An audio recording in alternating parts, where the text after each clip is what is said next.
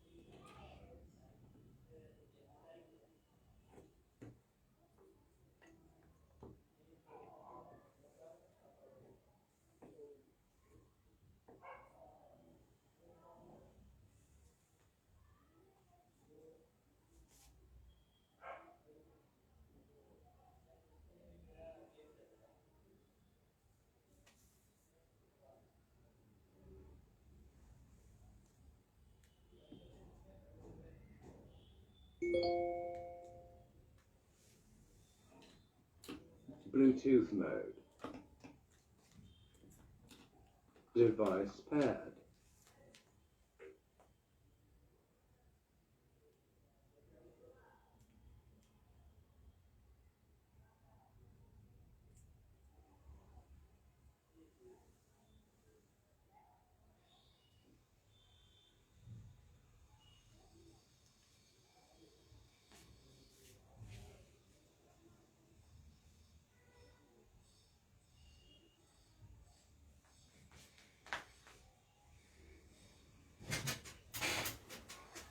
oh, ah.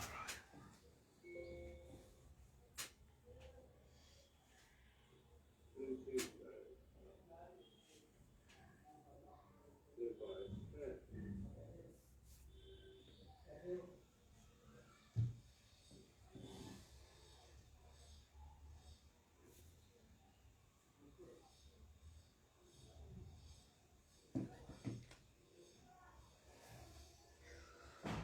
Oh.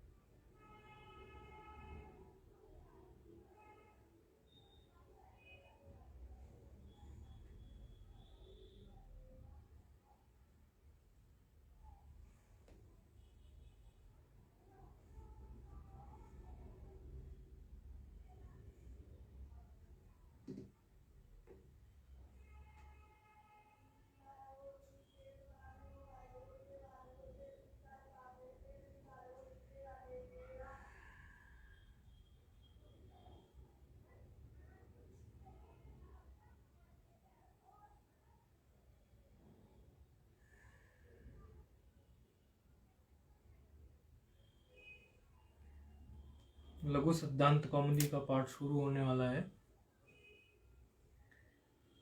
जो लघु सिद्धांत कौमुदी व्याकरण के प्रक्रिया ग्रंथ का अध्ययन कर रहे हैं वो विद्यार्थी ऑनलाइन आ जाए।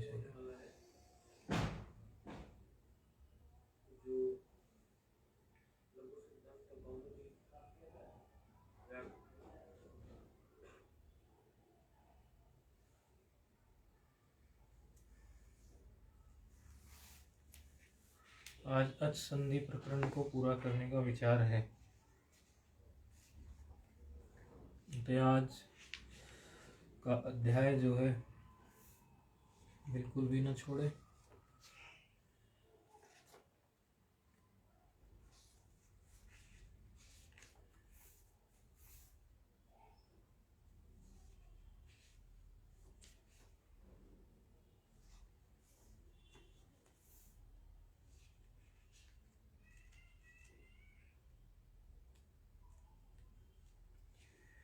ओ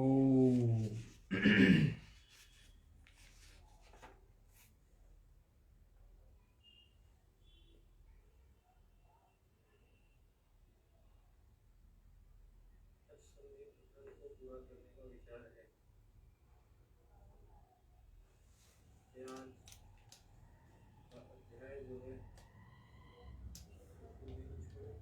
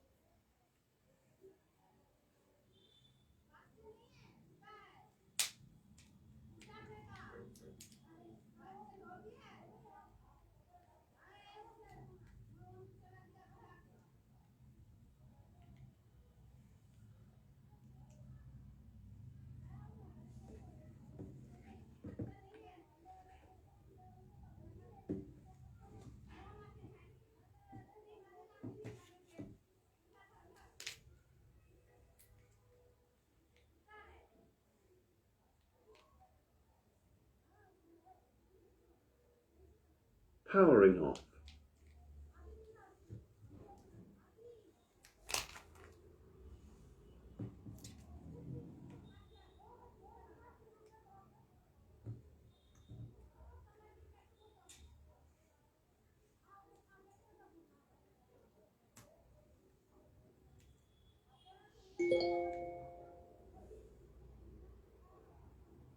Bluetooth mode.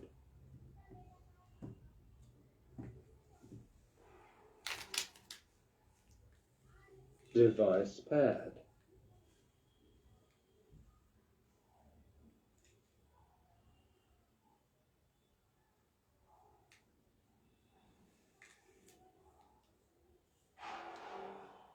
Powering off.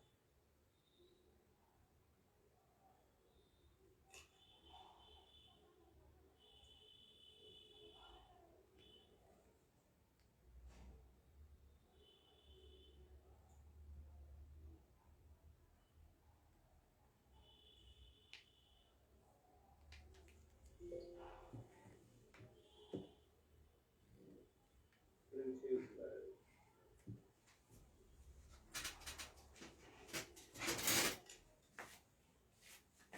Device paired.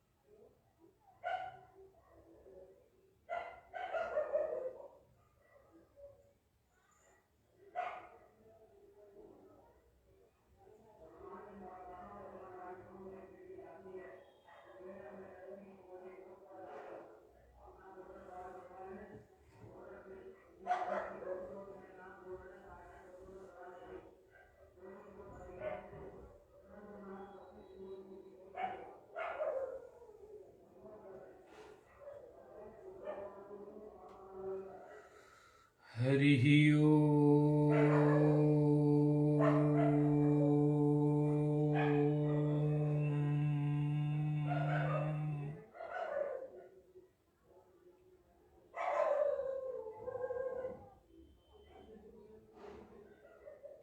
हरिः ओम्।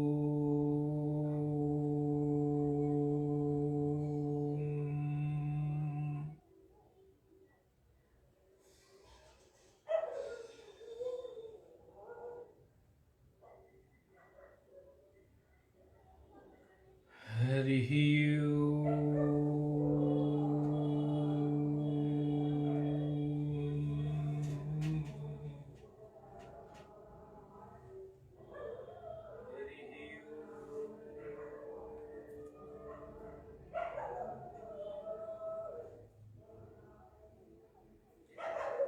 हरिः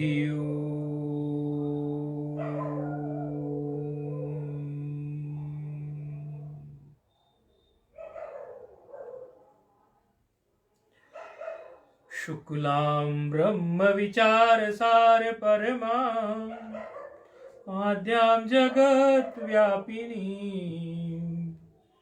वीणा पुस्तकधारिणीं भयदां जन्य अन्धकारापहाम् हस्ते स्फाटिकमालिकां विदधतीं पद्मासने संस्थिताम् वन्दे तां परमेश्वरी भगवतीं बुद्धिप्रदां शारदाम् येनाक्षरसमाम्नाय अधिगम्यो महेश्वरात् कृत्स्नं व्याकरणं प्रोक्तं तस्मै पाणिनये नमः। वाक्यकारं वररुचिं भाष्यकारं पतञ्जलिं पाणिनिं सूत्रकारं च प्रणतोऽस्मि मुनित्रयम्। नत्वा सरस्वतीं देवीं शुद्धां गुण्यां करोम्यहं पाणिनीये प्रवेशाय लघुसिद्धान्तकौमुदीम्। अ इ उं ऋ ऋक् ए ओं ऐ औच् हयवरट् लण् यमगणनं झमय घड़दश जबगड़दश खप चटथ चटतौ कपय ससर हल इति माहेश्वराणि सूत्राणि। पूर्व के पाठ में हमने मैं वो वा सूत्र देखा था। अष्टाध्यायी क्रम से यदि सूत्र का क्रमांक देखें तो 8 3 33 पड़ता है। 8वां अध्याय तीसरे पाद का 33वां सूत्र क्रमांक है मैं वो वा। सूत्र क्या कहता था कि मैं परस्य ऊमो वो वा स्यादची, अर्थात कहता था मैं प्रत्याहार से परे ऊय निपात को विकल्प करके वह आदेश हो जाता है। अच परे हो तो अच भी परे होना चाहिए। इसमें देखिए कितनी बातें हैं। मैं प्रत्याहार से परे हो ऊय निपात और उसके भी परे अच हो, ऐसी स्थिति में ऊय को वह आदेश होगा। तो हमने इसमें लघु सिद्धांत कौमुदी अंतर्गत एक उदाहरण भी देखा था, इसका एक रूप भी देखा था, किस प्रकार वो रूप बना था। तो किम मन क्या, फिर ऊय निपात और फिर उक्तम। उक्तम मतलब कहने के अर्थ में जो होता है, उक्तम मतलब कहा। तो किम ऊय उक्तम, और ऊय में यकार की हलंत्यम सूत्र से इत संज्ञा हुई थी और तस्य लोपः सूत्र से लोप हो गया था। ऐसी स्थिति में वहां पर फिर विकल्प से कार्य करते हुए ये देखा गया था कि ऐसी स्थिति में कैसे क्या होना चाहिए। तो निपात होने की वजह से निपात एकजनांग सूत्र भी प्राप्त होता था। इसका बाद करके वैकल्पिक वकार हो गया था। जहां पे वकार हुआ था वहां किम वुक्तम रूप सिद्ध होता है, क्योंकि किम और ऊय के स्थान पर व और फिर उक्तम, तो किम वुक्तम हो गया। और जहां पर वकार आदेश नहीं हुआ उसके अभाव में इसकी प्रक्रिया संज्ञा हुई, और प्रक्रिया संज्ञा होके, प्रक्रिया संज्ञा का आप जानते ही हैं, आपने पूर्व के सूत्रों में प्रक्रिया संज्ञा को पढ़ा है।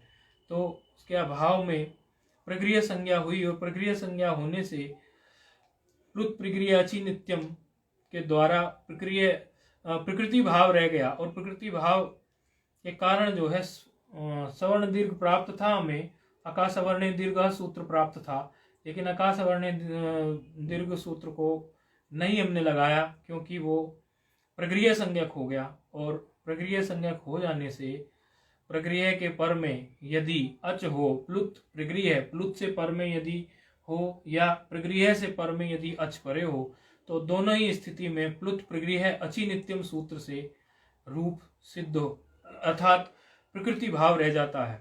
और प्रकृति भाव में फिर किम उ उक्तम, तो इस प्रकार ये दो रूप सिद्ध हुए हैं, एक किम वुक्तम और एक किमु उक्तम। इस तरह का फिर ये रूप सिद्ध हुआ था। अब जो लोग आगे पढ़ चुके हैं, जो लोगों को एक और सूत्र पता है, ओम हाँ, पुराने सूत्र को ही भी बता रहे थे अभी।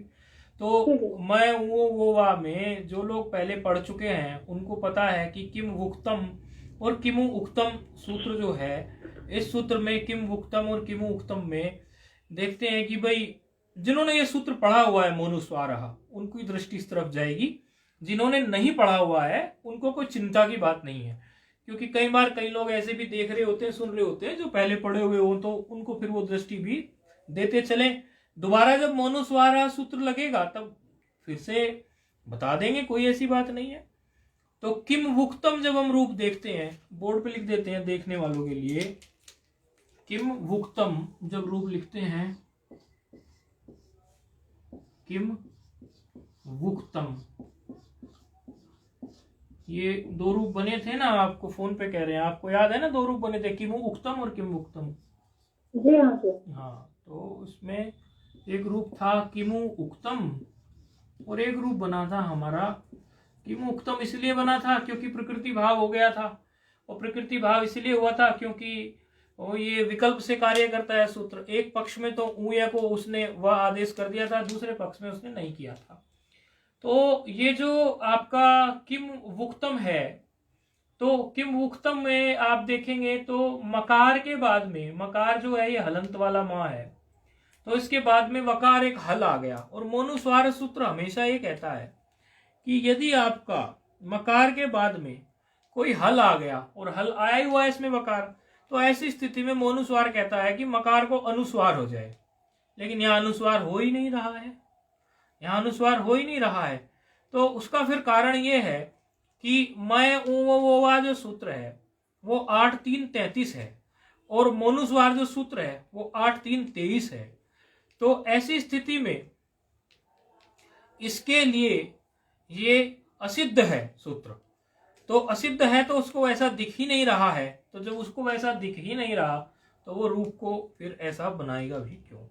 तो त्रिपादे वकारे तु नानुस्वारा प्रवर्तते, तो ये जिसका ये सूत्र हो गया है उसको तो अच्छे समझ में आएगा, लेकिन जिसका छूटा हुआ है ये पूर्वत्र सिद्धम सूत्र, पूर्वत्र सिद्धम सूत्र बड़े उसमें अच्छी भूमिका अदा करता है कि जो सपाद सप्ताध्यायी के सूत्र हैं उनकी दृष्टि में त्रिपादी असिद्ध है, और त्रिपादी में भी सपाद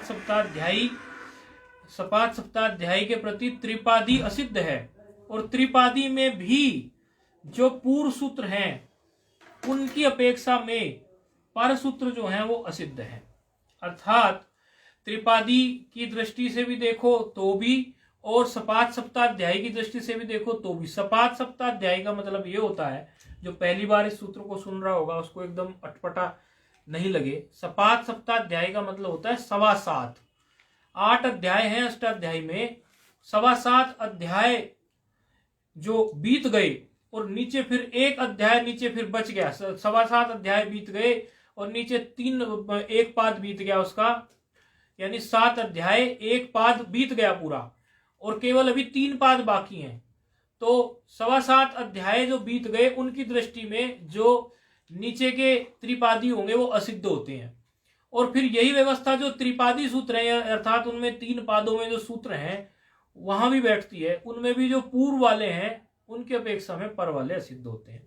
तो उसकी वजह से फिर ये मोनुस्वार वहां कार्य नहीं करता। खैर, ये तो थी पूर्व के पाठ की बात। मैं वो वहां से हमारा रूप बन गया था। अब आगे बढ़ाते हैं क्रम, तो आगे की तरफ हम चलेंगे तो देखेंगे सूत्र आ रहा है, अभी उसका उच्चारण करेंगे। एको सवर्णे शाकलस्य हर्षश्च, इको सवर्णे शाकलस्य हर्षश्च। पहले सूत्र को लिख लेते हैं, उसी क्रम से चलते हैं। एको सवर्णे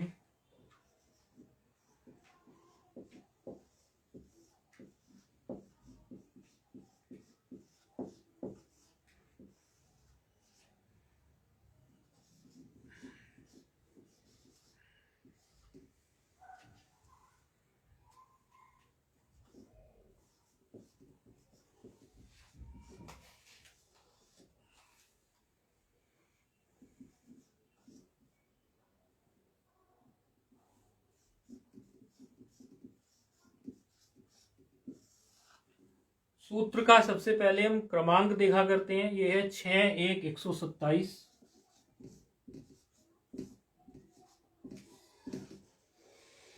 उसके बाद हम देखा करते हैं कि सूत्र में पद कितने हैं। पद देखने से हमें पता चलता है इसमें असवर्णे एक पद है। अच्छा, इको एक पद है, तो यानी ये इका है, उसी से इको हुआ है, ये आप लोग जानते होंगे। असवर्णे एक पद है इसमें, इका एक पद है, असवर्णे एक पद है, शाकलस्य एक पद है इसमें, और हर्षव एक पद है। शाकलस्य एक पद है,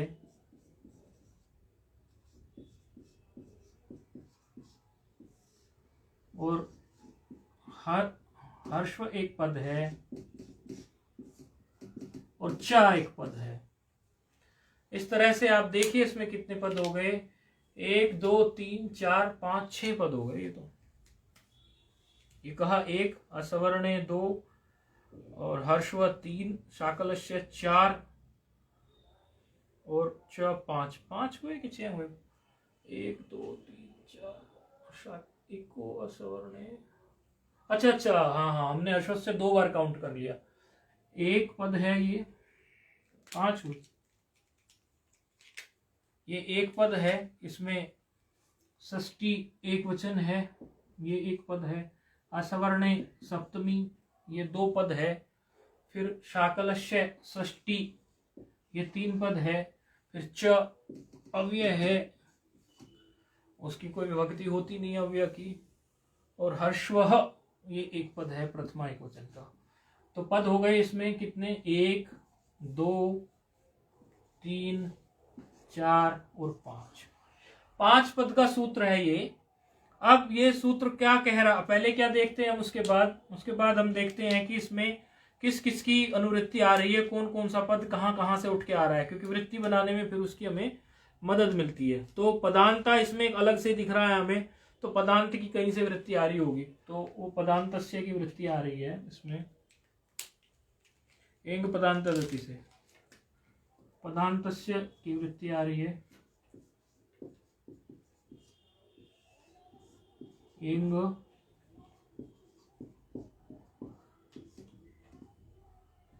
पदांत गति।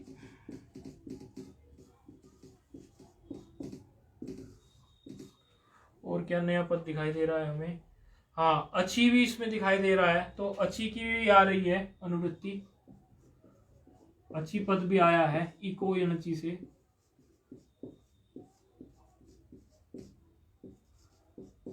इस तरह ये है।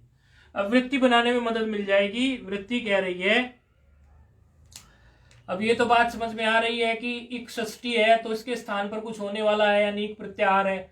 असवर्ण जो है ये सप्तमी है, अर्थात जो सवर्ण ना हो उसको असवर्ण कहते हैं, सवर्ण जो ना हो उसको असवर्ण कहते हैं। जैसे आ ई उ है, अब आ ई उ के सवर्णी कौन कौन से होंगे वो सब आपको पहले बताया हुआ है। आ का सवर्णी आ होगा, आ होगा, और फिर वो अनुस्वार इत्यादि के जो कॉम्बिनेशन आप लोगों को पहले बताए थे वो सब होंगे। इसी तरह ई के भी होंगे, उनको तो बोलते हैं सवर्णी।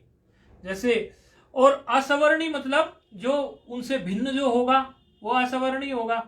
तो अच की बात हो रही है यहाँ पर, तो अच ही हो लेकिन सवर्णी ना हो। अब उदाहरण से समझ में आ जाएगा। वृत्ति की तरफ थोड़ा चलते हैं। वृत्ति कह रही है पदांता इको हर्षवा वा सयूर सवर्णे अची। तो वृत्ति क्या कह रही है कि सवर्णे असवर्णे अची मतलब असवर्ण अच के परे रहते, असवर्ण अच के परे रहते क्या हो, या असवर्ण अच के परे होने पर पदांत इक, क्योंकि पदांता इको लिखा है तो पदांत इक प्रत्याहार में आप जानते हैं कौन कौन से वर्ण आ गए, ई उ री ली। पदांत इक अच तो पर में हो, और वो भी कैसा हो, असवर्ण हो, सवर्ण ना हो, क्योंकि अगर सवर्ण मिल गया तो दोष उत्पन्न हो जाएगा। क्या दोष उत्पन्न होएगा अभी आ जाएगा सामने। दोष मतलब ये सूत्र के हिसाब से दोष होगा। असवर्ण अच के परे होने पर पदांत इक विकल्प करके हर्ष हो जाते हैं। वाह आया है ना सूत्र में, वाह, तो वाह के हिसाब से पदांत करके वो विकल्प करके वो फिर हर्ष हो जाते हैं। कैसे हो जाते हैं उदाहरण ले लेंगे। थोड़ा नीचे का पार्ट मिटा रहे हैं। उदाहरण दिया इन्होंने, उसमें ही दिया हुआ है चक्री। हाँ, उदाहरण है चक्री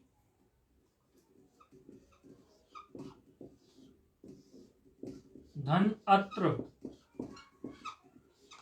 ये थोड़ा धीमी सी चल रही है, दूसरी चलानी पड़ेगी।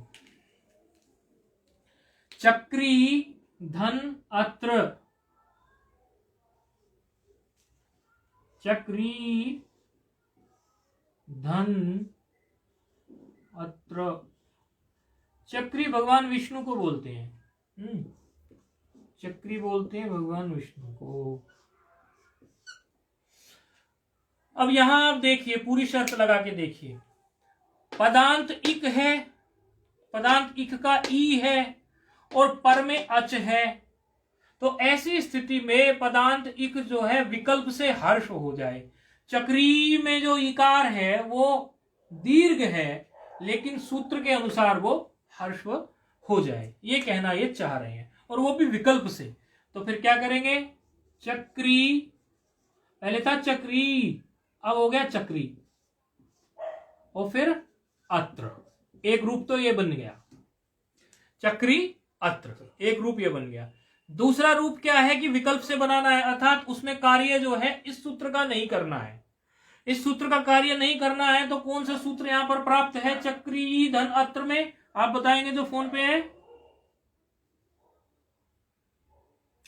चक्री, हाँ, तो उसको लगा देंगे, तो चक्र यत्र हो जाएगा, यकार हो जाएगा ना उसकी जगह पे जी, चक्र यत्र, इस तरह का रूप ये बन जाएगा। तो दो रूप यहां पर बन गए, एक बना चक्रियत्र, एक बना है चक्रियत्र। अब वो क्या कह रहे हैं आगे, कहते हैं हर्ष विधि सामर्थ्याद न स्वर संधि ही, हर्ष विधि सामर्थ्याद न स्वर संधि ही। ये बात किसी को समझ आ रही है, क्या कहना चाह रहे हैं वो इससे? कोई बताना चाहे तो बताओ, अच्छा रहता है ना जब सामने से बताते हैं तो और पक्का हो जाता है। ये कह रहे हैं हर्ष विधि सामर्थ्याद, मतलब इससे क्या होता है कि हम एक कोशिश करते हैं अर्थ निकालने की, नहीं निकलता तो वो तो पाठ में बताया ही जाएगा, उसमें तो कोई चिंता ही नहीं है, लेकिन एक मौका सा मिलता है ना, तो बुद्धि हमारी थोड़ा कार्य करने लगती है, क्योंकि एकदम सारा बताते जाएं तो उसमें बुद्धि थोड़ा ठंडी सी पड़ती है। तो हर्ष विधि सामर्थ्यात न स्वर संधि ही, क्या मतलब इसका है? कुछ थोड़ा बहुत आइडिया हो रहा है इस बात से? किसी को हो रहा हो तो बताओ। नहीं हो रहा, चलो ठीक है, हम बताते हैं। वो कह रहे हैं कि भाई आप ये देखिए, जब हमने एक कार्य जो चक्री धन अत्र में ईकार को हर्ष किया, चक्री अत्र बन गया, तो इको अणची तो यहां भी प्राप्त है अब भी। अब आई बात थोड़ी समझ में, आपसे पूछ रहा हूं जो फोन पे है, इको अणची तो यहां भी प्राप्त है ना भाई। हर्ष से खाली, ये दीर्घ से खाली हर्ष भी तो हुआ है, इको अणची में तो इसे कोई दिक्कत नहीं है करने में, इको अणची तो यहां भी प्राप्त है। तो इसी बात के द्योतन करने के लिए वो कह रहे हैं कि हर्ष विधि सामर्थ्या, ये जो हर्ष विधि का सामर्थ्य है, अर्थात हर सूत्र में एक रूप से हर्ष हुआ है, उस हर्ष विधि के सामर्थ्य थे। अब स्वर संधि जो है अर्थात ईगो अणची जो है अब नहीं लगेगी। यदि ऐसा ही करना होता तो फिर फायदा क्या हुआ रूप का? फिर दोनों रूप एक जैसे बन गए, वो तो चक्रियत्री हो गया। ये सूत्र बनाया, इस सूत्र को बनाया इसीलिए कि एक रूप चक्री धन चक्री धन अत्र से वो चक्री अत्र बने। अगर हमें ऐसा ही करना होता, इको अणची लगानी होती, सूत्र बनाने की क्या जरूरत थी? तो इसके लिए उन्होंने कह दिया हर्ष विधि सामर्थ्या न स्वर संधि ही, अर्थात एक रूप जो हमने हर्ष विधि से बना दिया उसमें फिर से आप जो है इको अणची अर्थात स्वर संधि को न लगाना, ये कहना चाह रहे हैं। ये 7 नंबर टिप्पणी इस पर यही कहती होगी। यदि कृते अपि, पुस्तक में 7 नंबर टिप्पणी देखेंगे 25 नंबर पेज पर, यदि कृते अपि हर्षेयणादिकम स्यात् तर्हि हर्ष विधानमेव अनर्थका स्यात्, दीर्घस्यापि यणि रूप वैचित्र्याभावादिति भावः। यदि आप ये हर्ष करने के बाद में यणादिक करने लग जाएं तो हर्ष विधान का तो फिर अनर्थक ही हो जाएगा। वही बात उन्होंने बोली। अच्छा, और रूप के ऊपर भी कोई टिप्पणी लिखी है 8 नंबर की। हाँ, ये इसका अर्थ बताया गया है 8 नंबर टिप्पणी में कि चक्रीय चक्रपाणी होते हैं, उन्हीं के लिए विष्णु जी के लिए ही ऐसा शब्द है। ये 8 नंबर टिप्पणी में ये बताया। तो सूत्र की सामान्य बात तो हो गई।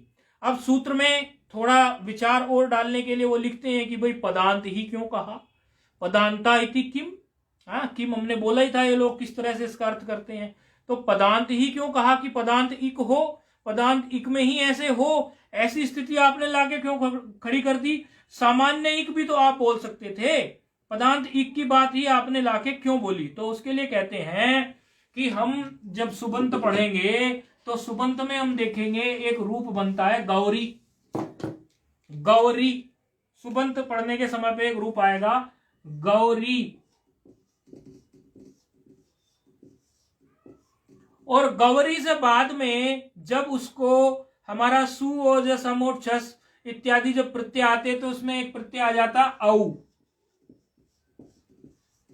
तो स्थिति आ गई गौरी धन औ वहां पर। अब यदि हम पदांत न कहते तो यहां भी तो हमें इको असवर्ण शाकलस्य सूत्र प्राप्त हो रहा है। भाई दीर्घ ईकार है गौरी में और पर में उसके अच है, तो आराम से यहां पर भी जो है हर्ष हो जाता, रूप अनिष्ट बन जाता।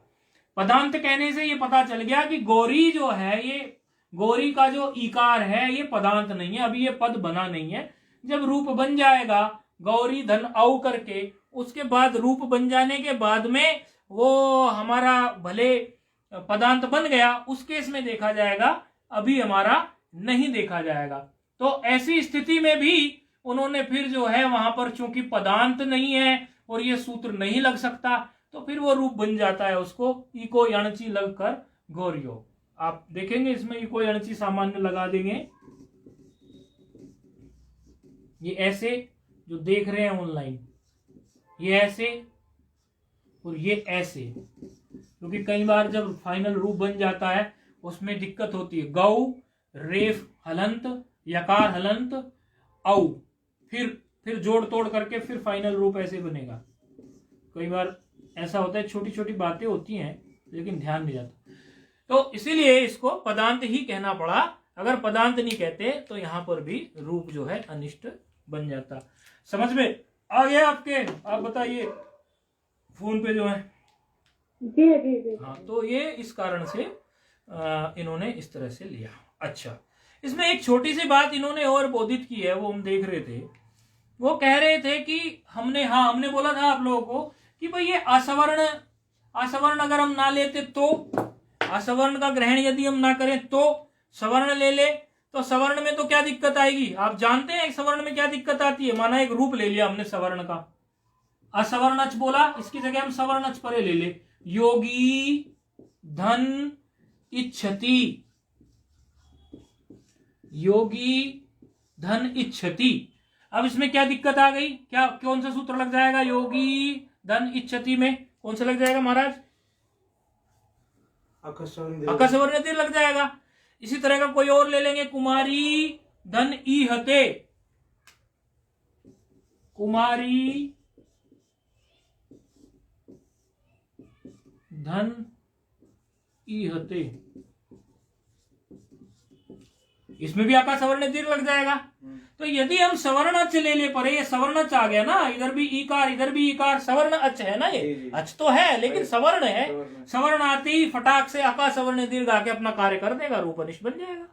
ये इसमें इन्होंने थोड़ी सी एक बोधन ऐसा किया। दूसरी एक और बात ये कहना चाह रहे हैं कि आप यदि ऐसा कहने लगो कि भाई कोई एक रूप है हमारा, देखो थोड़ी थोड़ी बारीकी भी हम बताते जा रहे हैं, उस पर भी थोड़ा ध्यान रखना। क्योंकि सामान्य सूत्र का तो आप पढ़ते जा रहे हैं, पढ़ ही रहे हैं, लेकिन जब हम विशेष कोई बात बोलते हैं, सूत्र को पहले सामान्य बताकर उसको उस पर विशेष ध्यान दिया करें, क्योंकि वो थोड़ा विचार मंथन आपका और विचार को और अच्छा बनाएगा। तो फिर एक रूप ऐसा भी कुछ हो सकता है हमारे सामने। अब जो संधि आप पढ़ चुके हैं उसी से संबंधित है। हरि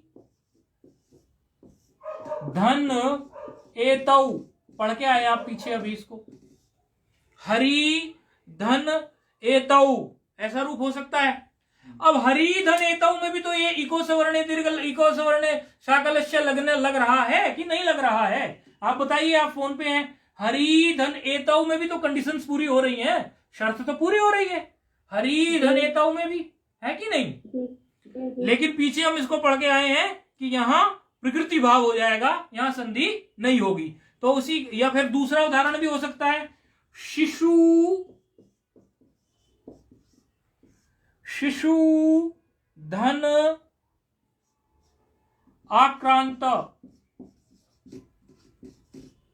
यहां पर भी देखो असवर्ण अच परे है, इधर उकार है उधर आकार है, अच है और असवर्ण है, सवर्णी नहीं है एक दूसरे का, और इधर भी वही बात आगे खड़ी हो जाएगी। तो फिर वो बात आपके सामने आएगी कि भाई जहां प्लुत प्रक्रिया अची नित्यम सूत्र लग सकता हो, वहां आप इको सवरणे का विचार बिल्कुल मत करना। पहले आप प्लुत प्रक्रिया अची नित्यम की कंडीशन देख लेना, क्योंकि प्लुत प्रक्रिया अची नित्यम में कहता था वहां पर कि द्विवचन में यदि ईकार उकार एकार आ जाए तो फिर वो प्रक्रिया संज्ञा हो जाए, और प्रक्रिया संज्ञा हो गई तो प्लुत प्रक्रिया अची नित्यम है कि नहीं। तो फिर ये सूत्र जो है वहां पर नहीं लगेगा। तो ये थोड़ा सा इस बात का भी बोधन यहां पे हुआ। तो ये सूत्र हो गया पूरा। अब बढ़ते हैं अगले सूत्र की तरफ।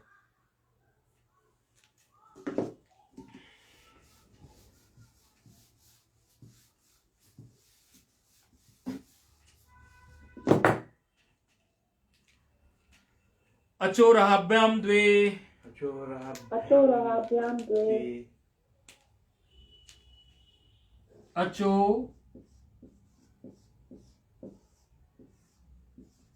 रहाभ्याम अचो रहाभ्याम द्वे। वही हमारा तरीका, सबसे पहले हम सूत्र का क्रमांक लिखेंगे 8 4 46।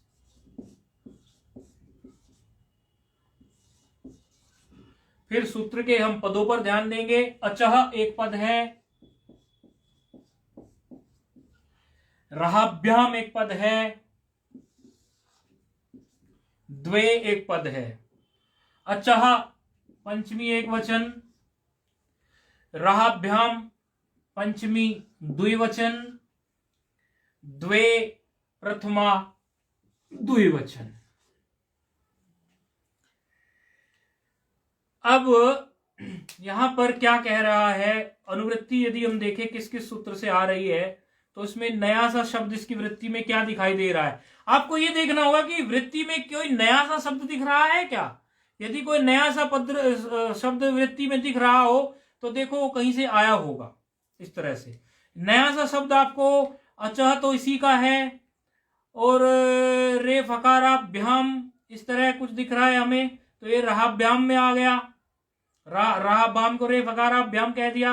अच्छा, यरो बिल्कुल नया सा दिख रहा है, तो यरा की इसमें अनुवृत्ति आ रही है। यरो जो है वो नया सा दिख रहा है, अर्थात इसमें यरह एक पद है, षष्ठी एक वचन का, इसकी अनुवृत्ति आ रही है आपकी यरो अनुनासिके अनुनासिको वा से। और वा भी है जो अव्यय है वा, उसकी भी अनुवृत्ति आ रही है। दोनों जो है इसी सूत्र से उठ के आ रहे हैं। यरो अनुनासिके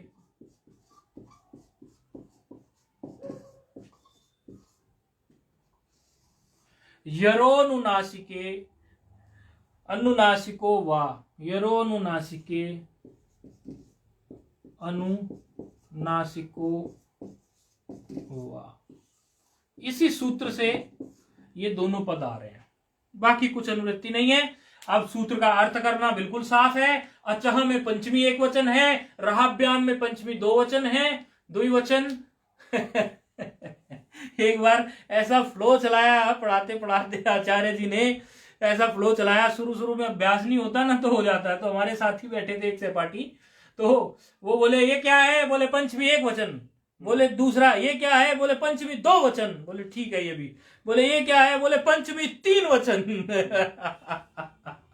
तो पंचमी तीन वचन तो होता नहीं, पंचमी बहुवचन होता है, लेकिन लिखा हुआ तीन होता है, तो लगता है पंचमी तीन वचन। हमें याद आ गया, हमारे मुंह से जब निकला ना पंचमी दो वचन, तब हमें याद आया। तो पंचमी एक वचन अचह, पंचमी द्विवचन रहाभ्याम, प्रथमा द्विवचन द्वे। अब सूत्र का अर्थ करेंगे। अचह पराभ्याम रेफ हकाराभ्याम परस्य यरो द्वे वा स्तः।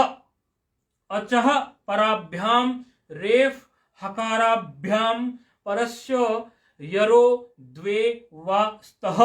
बड़ा सरल सा हिंदी अर्थ है इसका, क्योंकि अचः पंचमी है तो अच से परे, रेफ हकाराभ्याम यानी उससे भी परे कोई रेफ और हकार हो, अच से परे, क्योंकि है तो ये भी पंचमी, तो यानी ये भी इधर ही होगा। और यरह षष्ठी है तो फिर यरह के स्थान पर कोई बात होगी हमारी, तो यर को विकल्प से द्वित हो जाए। सूत्र का सामान्य अर्थ है अच से परे, जो यदि अच से परे कोई रेफ मिल जाए या हकार मिल जाए, उससे परे यर हो कोई, तो विकल्प से द्वित हो जाए। ये लगता है कई जगह रूप बनाने में आगे सुबंत के रूप बनाते हैं तो आचार्य जी खूब घुमा देते हैं, क्योंकि अचहो राभ्याम द्वे को हम भूल जाते हैं। इसलिए याद रखना है अच हो पहले और उसके ठीक बाद या तो रेफ हो या हकार हो। पहली शब्द अच हो और फिर उसके ठीक बाद चल गया फिर चल गया, बीच में बंद हो गया था लाइव, लेकिन फिर चल गया, बीच में बंद हो गया था लाइव, फिर चल गया है। यदि अभी भी लाइव वाले कुछ सुन ना पा रहे हो तो लाइव वालों के पास कुछ ना कुछ लिंक तो हमारा होगा, तो हमें मैसेज कर देंगे लाइव वाले। तो इसमें बस यही इतनी सी बात ध्यान देनी है कि अच हो, उसके बाद में रेफ हो और फिर हकार हो, रेफ हो या हकार हो और पर में यर हो। उदाहरण क्या दिया है इन्होंने, गोरियो, तो ये गोरियो, इसमें इन्होंने क्या दिया है कि एक गोर उसको ले लिया और ये यहां अच है, रा है, यहां पे रेफ है, और ओकार जो है यहां बना के दिखा देते हैं, नीचे का मिटा रहे हैं।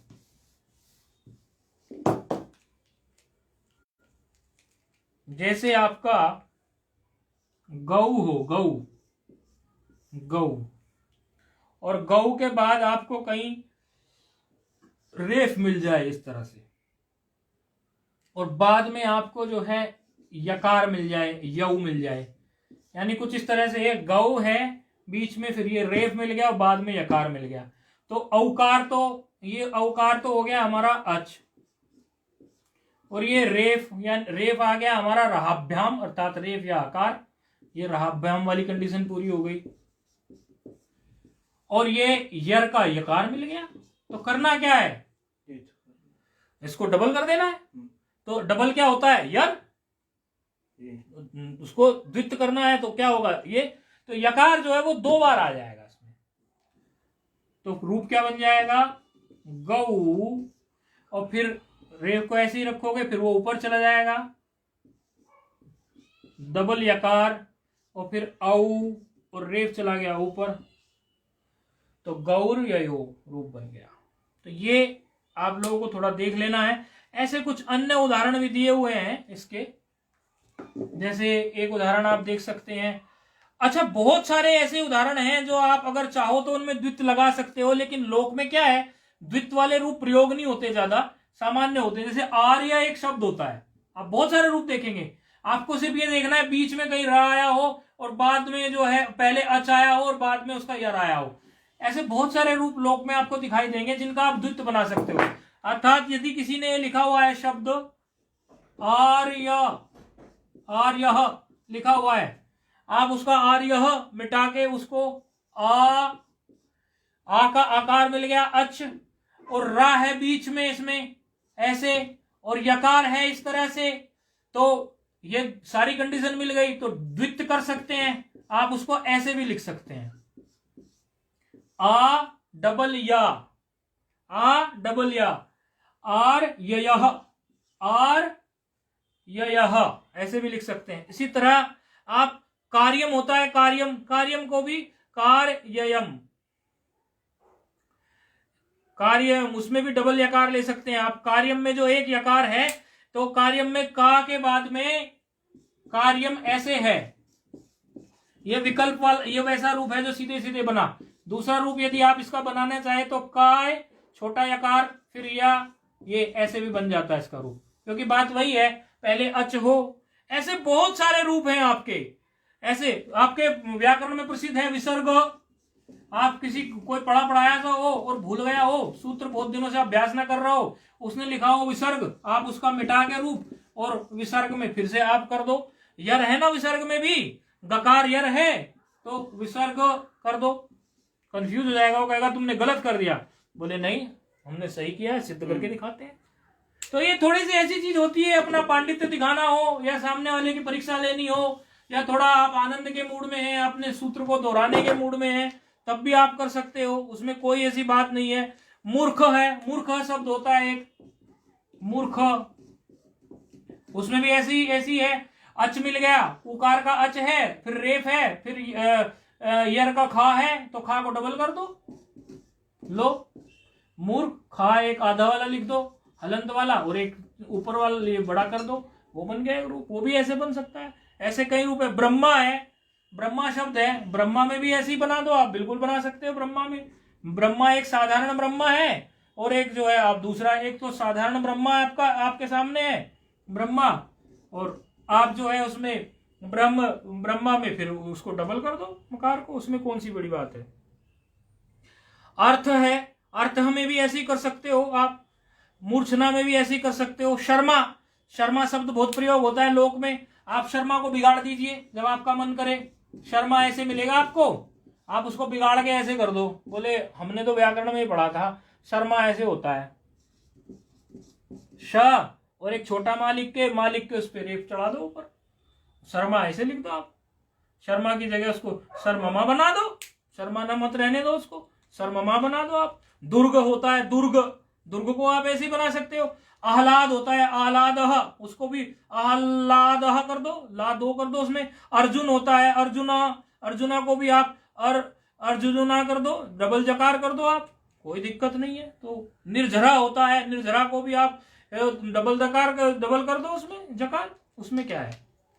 तो इस तरह से आप ये रूप देख सकते हैं। खैर, ये सूत्र हो गया पूरा, और मेरी समझ में तो ये कभी आता नहीं, बाकी गुरुजन देखते होंगे तो कभी बताएं तो हम उनसे सुनने को तैयार हैं। इसमें इन्होंने इसका वार्तिक लिखा है इस सूत्र पे, ये वार्तिक लिखना चाहिए था इनको ऋत्यक सूत्र के ऊपर, और वार्तिक लिख दिया इन्होंने अचोरहाभ्याम द्वे में। पता नहीं क्यों इन्होंने वार्तिक को जब लिखा है अपने पंडित श्री वरदराजाचार्य जी ने, वो इस पे ना लिख के उस पे लिख दिया उन्होंने। खैर, इसको वार्तिक को हम अभी बताएंगे, पहले ऋत्यक सूत्र बता दे, तब वो वार्तिक आपके समझ में आया, क्योंकि इस वार्तिक का संबंध ही इससे है। अब इन्होंने पता नहीं किस दृष्टि से वहां लिखा हुआ है। तो अगला सूत्र है, आप खुद ही समझेंगे वो वार्तिक किससे संबंध रखता है कि उससे संबंध रखता है। अभी सूत्र पढ़ेंगे ना तो आप देखेंगे कि अचोरहाभ्याम द्वे सूत्र से इस वार्तिक का मतलब है या किसी और सूत्र से इसका मतलब है। आप देखना, इसका वार्तिक का संबंध इको सवर्णे से भी बन सकता है, ऋत्यक से भी बन सकता है, लेकिन अचोरहाभ्याम द्वे से तो कहीं से कहीं तक बनता ही नहीं है। ये तो द्वित्व करने वाला सूत्र है। तो चलो अगला सूत्र पढ़ते हैं, जो अच संधि का अंतिम सूत्र है, उसी में ये वार्तिक पढ़ा देते हैं। ऋत्यकः, ये सूत्र आ गया हमारा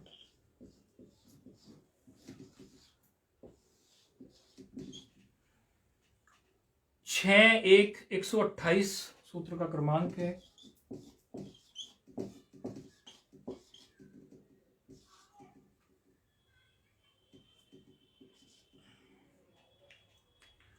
सूत्र में देख लेते हैं हम पहले क्या क्या पद हैं, और इसी हिसाब से ये हो जाएगा। ये कोई अणची हुई है इसमें, रीति और अकाह है। ये रीति और अकाह समझ आ गया ना सबको, रीति और अकाह है, ये कोई अणची होके सूत्र ऐसा बन गया।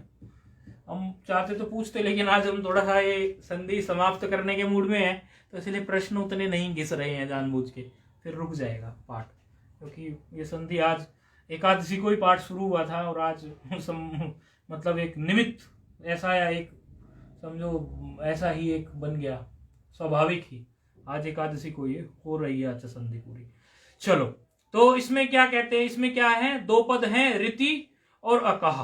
रीति और अकाह, रीति सप्तमी एक वचन, ये इको अणची हुई है, रीति और अकाह कुछ इस प्रकार है। ये रीति सप्तमी एक वचन है, और एक पद आपका अकाह है, वो षष्ठी एक वचन है। तो सूत्र को देखने से इतना समझ में आता है ऋति यानी रित की सप्तमी है, यानी रित के परे रहते।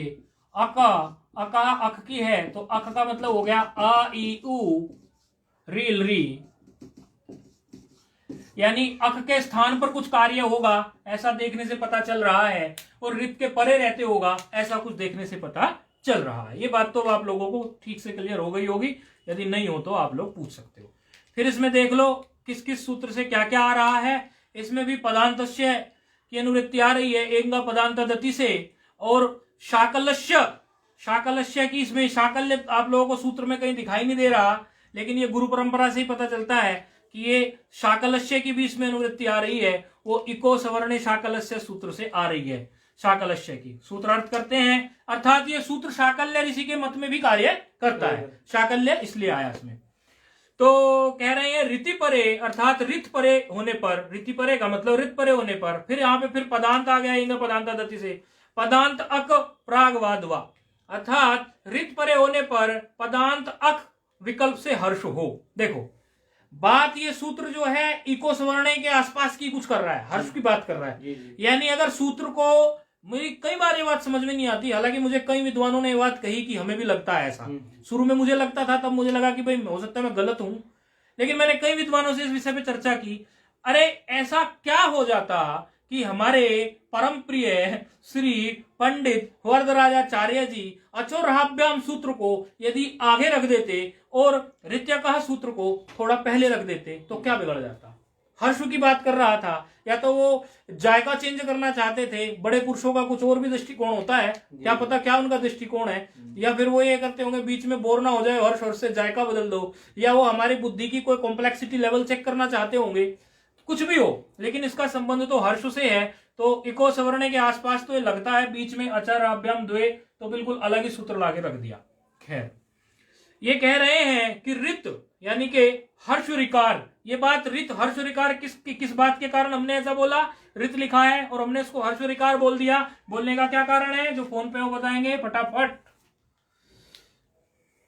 जी स्वामी जी।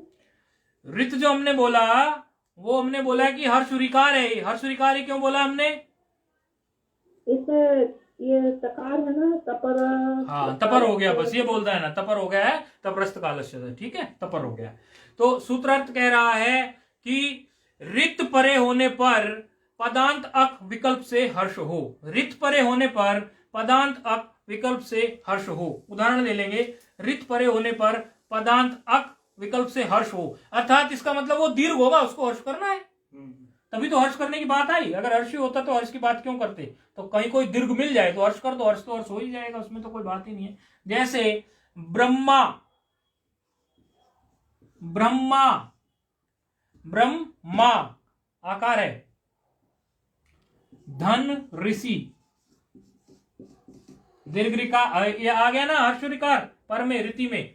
और क्या करना है कि हमारा जो है वो पदांत अक जो है, अकार जो है अक में अंदर आ गया, तो क्या करना है इसको, ये दीर्घ है, हर्ष कर देना है। तो हर्ष करने से क्या होगा, ये ब्रह्मा की जगह ब्रह्म हो जाएगा, और उधर ऋषि है, तो इसके साथ जब इसको जोड़ेंगे तो ये बन जाएगा रूप ब्रह्म ऋषि, ब्रह्म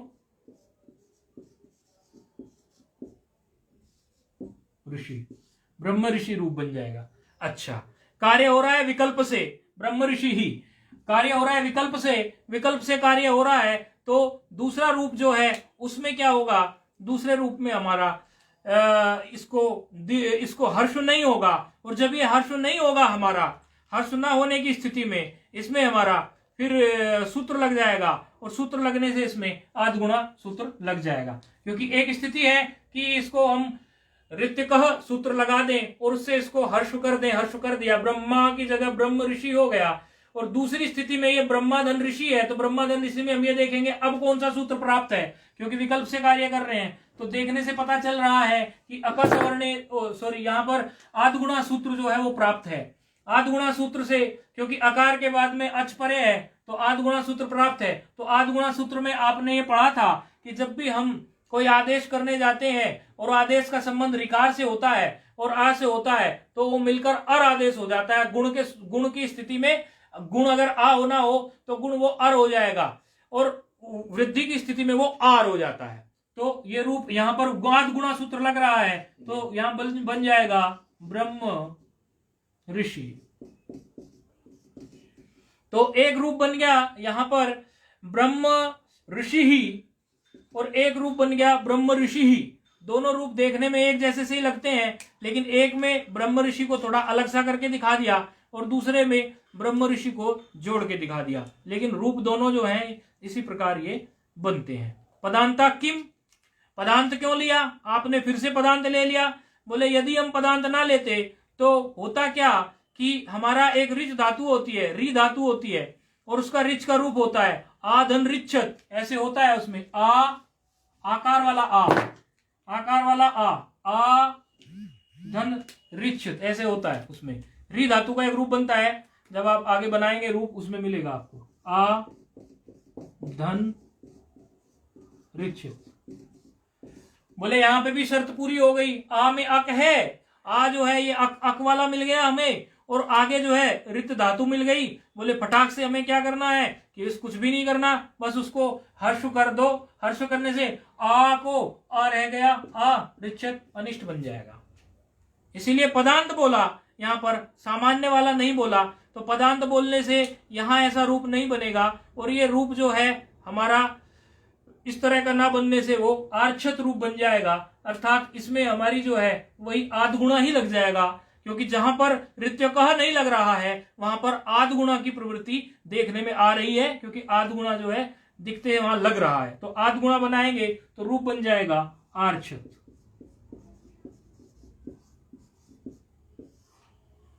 ये आर्छत और ये आर्षत आपको समझ में भी आया है, हम कुछ ज्यादा जल्दी कर गए, बताइए। नहीं आया होगा तो हम फिर से ले लेंगे, अच्छे से पूरी करेंगे संधि को।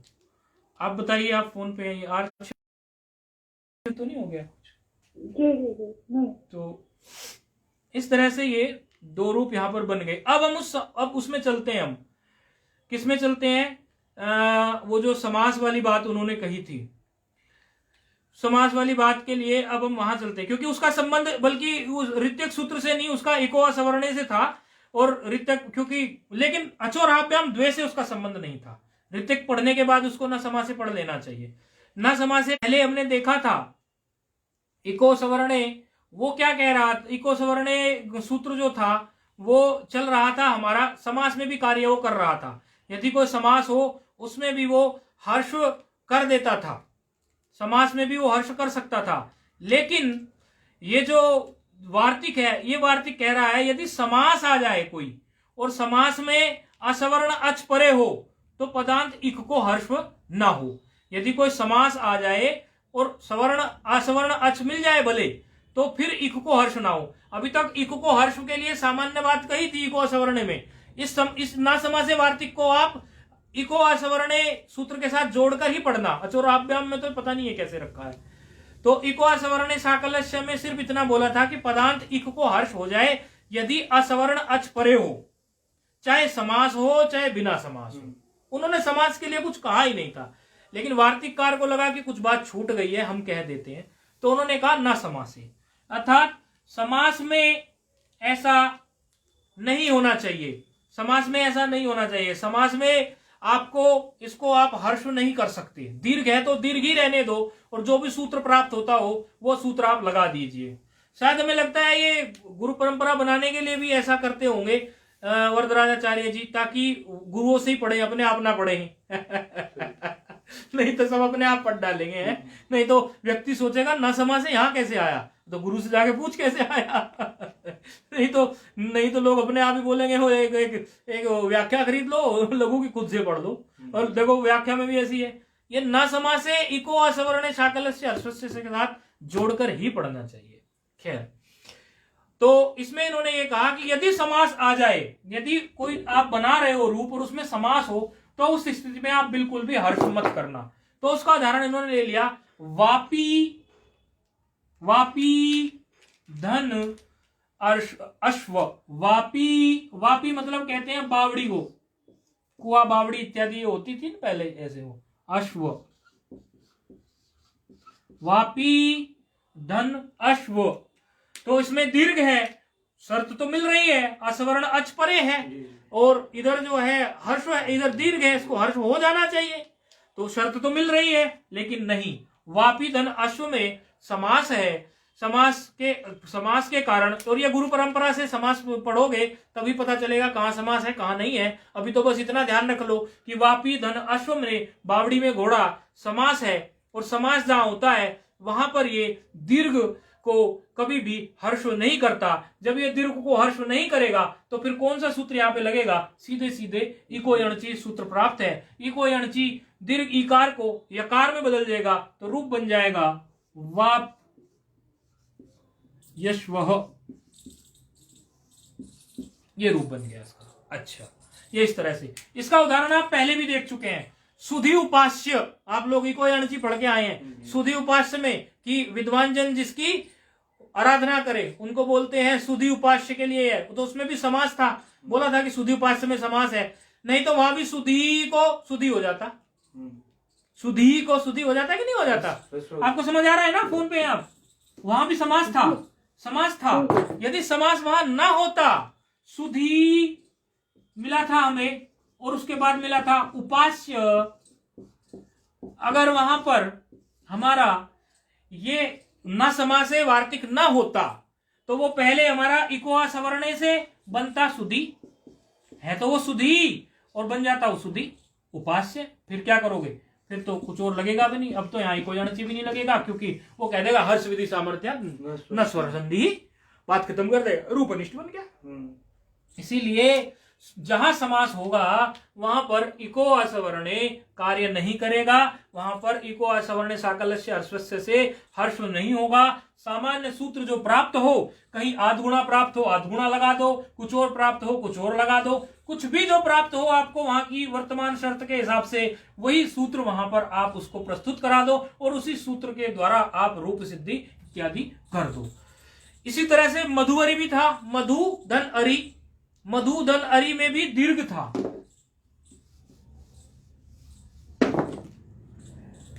मधु धन अरि, तो वहां पे भी दीर्घ था, ये हर्ष हो जाता, लेकिन नहीं हुआ दीर्घ, क्योंकि न समासे वार्तिक ने वहां पर भी व्यवस्था दे दी। ऐसे बहुत से रूप आप लोगों को इसमें देखने में आएंगे।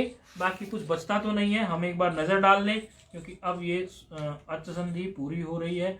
कोई बात बचती हो तो हम उसको बता देंगे।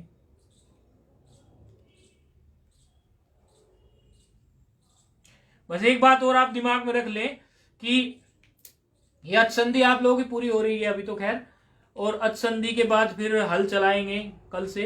तो हल संधि जब चलाएंगे तो बीच में किसी दिन हम अर्थ संधि का जब अनुकूलता रहेगी, एकदम अभी नहीं कहते क्योंकि अभी हमारी भी व्यस्तता रहती है, कोई कई सारे पाठ होते हैं, तो बीच में किसी दिन हम जहां तक के सूत्र हो जाएंगे, अर्थ संधि और हल संधि के जहां तक के सूत्र हो जाएंगे, एक बहुत करारा टेस्ट लेंगे, बहुत करारा। उसमें लिखने का भी होगा, उसमें आपको ऑप्शनल, उसमें ऐसा भी होगा केवल रूप सिद्धि, उसमें थोड़ा व्याख्यात्मक भी लिखने से होगा, ऐसा होगा। और ओपन बुक टेस्ट है, आप पुस्तक भी देख लेना, हमें कोई चिंता नहीं है। आप अपने घर से करके लाओ उसको, हम आपको दे देंगे, आपको कोई चिंता नहीं, हम आपके सामने बैठा के आपको करवा नहीं रहे। आप पुस्तक में से भी देख के लाओ, उत्तर लिख के लाओ, हम अपने आप अंदाजा लगा लेंगे कि बुद्धि विद्यार्थी की कहाँ भूमि है। तो ये तो बात थी इससे संबंध में। अच्छा, इस सूत्र से एक बात और दिमाग में रखना, यदि आपको कोई ऐसा रूप मिल जाए, उपसर्ग के बाद रित धातु मिल जाए, उपसर्ग के बाद, जैसे प्रा है, उपसर्ग है प्रा, और उसके बाद आपको प्रा है, और प्रा के बाद में आपको रित क्षति मिल जाए, तो वहां आपको इको सवर्ण वहां पर भी नहीं लगाना है, वहां पर भी उपसर्गारिति धातुओं को पहले अवकाश देना है, उसके बाद अन्य सूत्र के बारे में सोचना है। तो ये अर्थ संधि आज पूरी हो रही है। सामान्य से इस पर कुछ संधियां कुछ हैं। अर्थ संधि को आप लोग जो है अच्छे से तैयार कर लें। अर्थ संधि आज पूरी हो गई है और इसकी वृत्तियां सारी याद कर लें। और हम एक बात आपको बता दें, जो संज्ञा प्रकरण और अर्थ संधि को पूरा सुनाएगा, धारा प्रवाह, जो संज्ञा प्रकरण और अर्थ संधि को धारा प्रवाह सुनाएगा सूत्र वृत्ति के साथ, उसको 251 रुपए एक जो है प्रसाद स्वरूप, भेंट स्वरूप, आशीर्वाद स्वरूप, या कह सकते उत्साहवर्धन स्वरूप प्राप्त होंगे। और बिल्कुल सत्य कह रहे हैं, देंगे। अर्थ संधि और संज्ञा प्रकरण को जो सुनाएगा, और ऐसा नहीं है कि कल सुनानी है आपको, 2 दिन बाद 3 दिन बाद भी सुना दो, लेकिन सुना दो हमें आप 5-7 दिन के अंदर अंदर सुना दो, उसको 251 रुपए भेंट स्वरूप मिलेंगे। और जो कम कुछ सुनाएगा उसको भी मिलेगा, उसको 100 रुपए मिलेंगे। तो झूठ नहीं बोल रहे हैं, रिकॉर्डेड सेशन है, ऐसा कोई ये नहीं, हम देंगे, बिल्कुल देंगे। पैसे की बात नहीं है, पैसे तो आप लोगों के पास 251 क्या पता नहीं कितने होंगे। बात यह है कि आचार्य के हाथ से आपको एक आशीर्वाद मिलेगा, एक प्रसाद मिलेगा, उसको आप याद रखेंगे कि हाँ देखो ये हमने कुछ परिश्रम किया था तब हमें प्राप्त हुआ था। पैसे की क्या है, पैसा तो बहुत सारे सब लोगों के पास है, उसमें क्या है, 100 रुपए 251 क्या होते हैं। लेकिन वो 100 रुपए 251 को 100 और 251 की दृष्टि से नहीं देखना है, उसको उस दृष्टि से देखना है कि हमें ये किस कारण हमें ये प्राप्त हुए हैं। इसलिए आपका अच संधि तक ये प्रकरण पूरा हो गया है। तो अच संधि और आप जो है ये संज्ञा प्रकरण, इन दोनों को आप याद कर लेंगे। और आज जो है फिर हमारा आज अच संधि का इति सिद्धम हो गया, इत्यचि संधि ही। ओम पूर्णमदः पूर्णमिदं पूर्णात् पूर्णमुदच्यते पूर्णस्य पूर्णमादाय पूर्णमेवावशिष्यते। ओम शांति शांति शांति। हरिओम स्वामी। हरि ओम।